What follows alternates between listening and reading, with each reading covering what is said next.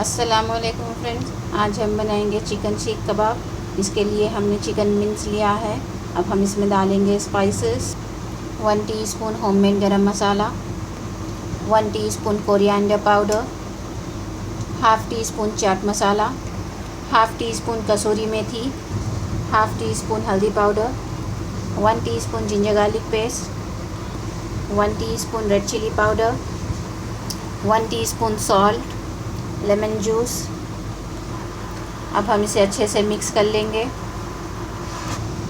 ये अच्छे से मिक्स हो गया है। अब हम इसे थोड़ी देर के लिए रख देंगे। ये चिकन बिल्कुल मैरिनेट हो गया है। अब हम इसकी थोड़ी सी क्वांटिटी लेंगे।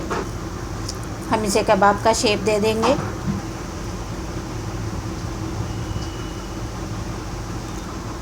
इसी तरह से हम बाकी के भी बना लेंगे।